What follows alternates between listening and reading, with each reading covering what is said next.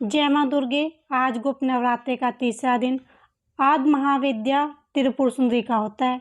देवी त्रिपुर सुंदरी अनुपम सुंदर भक्तों को भव्य प्रदान करने वाली यौवन युक्त और तीनों लोकों में विराजमान है और उन्हें कई नामों से जाना जाता है।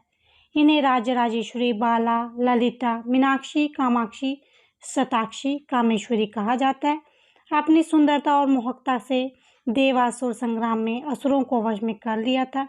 कहते हैं कि त्रिपुर सुंदरी की आराधना करने वाले भक्तों को लौकिक और परलौकिक शक्तियां प्राप्त होती हैं। देवी पुराण में माता की बहुत सी शक्तियों के बारे में बताया गया है। ये सिर्फ तंत्र साधना के लिए ही नहीं बल्कि एक सुंदर रूप के लिए भी विख्यात मानी जाती है। तो आइए सुनते हैं इनके स्वरूप और इनके पीछे की जुड़ी पौराणिक कथा के बारे में। देवी त्रिपुर सुंदरी शांत मुद्रा में लेटे हुए सदाशिव की नाभि से निर्गम कमल आसन पर विराजमान है। चतुर्भुजी भुजाओं में देवी के पाश अंकुश धनुष बाण।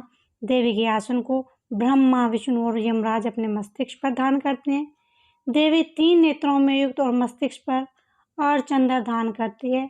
देवी त्रिपुरी अपने भक्तों की हर प्रकार की मनोकामनाएं पूर्ण करती है, उनकी हर विपत्ति को दूर करती है और उन्हें भव्य प्रदान करती है। कहा जाता है कि देवी त्रिपुर सुंदरी की पूजा करने से आध्यात्मिक बल, यश और कीर्ति की प्राप्ति होती है। पौराणिक कथाओं के अनुसार देवी त्रिपुर सुंदरी की उत्पत्ति का रहस्य सतयुग योग के पश्चात भगवान शिव सदा ध्यान मग्न रहने लगे। उन्होंने अपने संपूर्ण कर्म का परित्याग कर दिया, जिसके कारण तीनों लोकों में संचलन में व्यधि उत्पन्न हो गई। दूसरी ओर तारकासुर ब्रह्मा जी से वर प्राप्त कर लेते हैं कि उनकी मृत्यु शिव के पुत्र द्वारा ही होगी। समस्त देवी देवताओं ने भगवान शिव को ध्यान से जगाने के लिए कामदेव और उनकी पत्नी रति देवी को कैलाश भेजा। कामदेव ने कुसुम पर नमक मोहिनी बाण से भगवान शिव पर प्रहार किया, जिसके परिणामस्वरूप शिव जी का ध्यान भंग हो गया।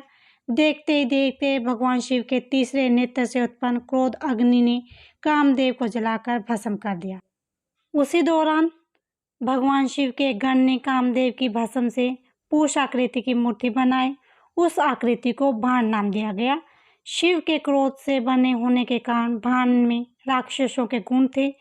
भांडासुर ने अपनी राक्षसी शक्तियों से स्वर्गलोक पर अत्याचार करने शुरू कर दिए। तब इंद्र ने नारद ऋषि से इसका उपाय पूछा और नारद ऋषि ने इंद्र को अपने मांस और रक्त से अधा विद्या देवी की पूजा करने का सुझाव दिया। इंद्र ने अधा देवी की आराधना की। अधा देवी ने माता त्रिपुर सुंदरी का रूप लिया और भांडासुर का अंत कर सभी देवताओं को मुक्ति दिलाई। कहते हैं कि तब से तांत्रिक सिद्धियों के लिए माँ देवी की साधना शुरू हुई। भगवान शिव की नाभि पर कमल पुष्प पर बैठी देवी त्रिपुर सुंदरी को सच्चे मन से आराधना करने से सभी मनोकामनाएं पूर्ण होती हैं।